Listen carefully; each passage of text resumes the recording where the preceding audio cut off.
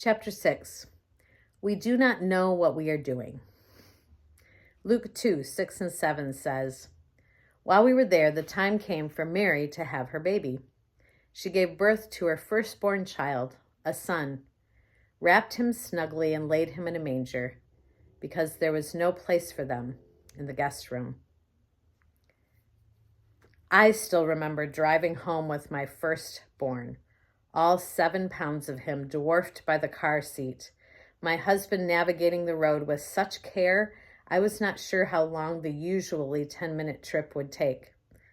We looked at each other at the first stoplight and said, "How could the hospital let us leave? We don't know what we're doing. This tiny baby is helpless, completely at our mercy, and we do not know what we are doing." I own 3 nativity sets that I set up every year. For all the time I have spent with my nativity sets, I have to confess that I spend very little time looking at the baby Jesus figurine. My daughter and I both like to set up the figures in varying configurations, thinking about how each person might relate to one another, who would be in front and who would be behind. My mind spins as I consider the shepherds and how they might sit or stand and how close they want to be to that baby. I was a sociology major, so I love to ponder the power dynamics of the scene.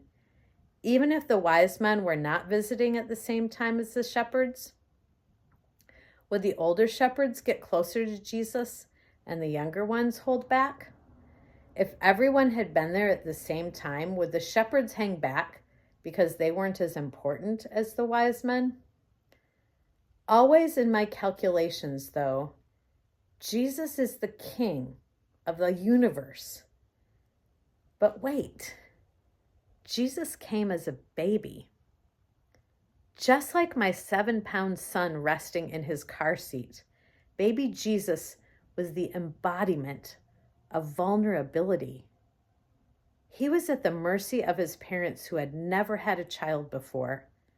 They were at the mercy that first night of the circumstances around them, a crowded city and no extra space. The whole country was at the mercy of a tyrant king who not only wanted to count his people, but also killed off hundreds of infants after the wise men told him another king had been born. Jesus, the baby, was not in control. He was simply a baby, learning and growing in his family, community, and culture. I don't like to think of Jesus as a baby. I prefer meditating on a powerful God, especially one who's got my back. Spending too much time meditating on vulnerable baby Jesus undoes something inside of me. The baby Jesus beckons me to come and stand near and celebrate life without power or pretense. He invites me to celebrate his presence without the need for a title, role, or recognition. Baby Jesus invites me to enter into the world that he loves, that he has called me to love, and just like him, start with vulnerability. When we enter into someone's world, we can take one of 3 positions: power, equality, or vulnerability.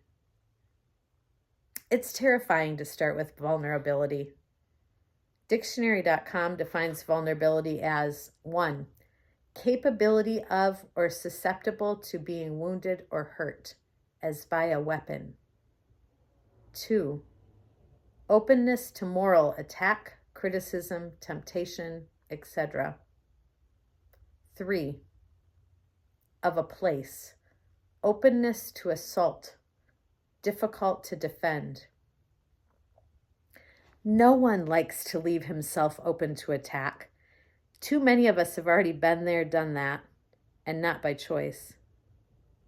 But I think that is exactly the point. The walking wounded are all around us. If we approach them pushing our own power, They do everything they can to defend themselves. This quickly closes off any connection. When we're wounded, we find ourselves running, not into the arms of the powerful, but into the arms of a baby. Why? Because vulnerability is magnetic. We cower to power, but come close to the weak. Our fear dissipates next to vulnerability. If we're to embrace those who are different, we can't march in and proclaim our love as if we were explorers claiming a new world. We cannot force our love on others. Love is patient and gentle. It is possible that I avoid the nativity Jesus because I want to stay big. Jesus made himself the smallest of the small. He reaches out and invites me into his smallness. I come face to face with that deep part of me that acknowledges that I do not know what I'm doing. Ironically, that is where the powerful ministry of Jesus began, and it is where mine begins as well. The baby Jesus invites us all to become vulnerable, to put down our titles and simply be ourselves. He asks us to stop vying for power and admit that sometimes we do not know what we are doing. If we can admit that, then everyone around us can too. We can learn to be gentle and patient with each other. Just as we reach out to a baby, we can reach out to one another and find ways to genuinely care for one another. We can connect and serve without pretense. We can discover the joy of being together just as we are. From that place, we can move forward together down the path God has for us. 1. How do you read and interpret differently Luke 18:15 through 17 when you think about the fact that Jesus came to earth as a child? That passage was Luke 18:15 through 17. 2.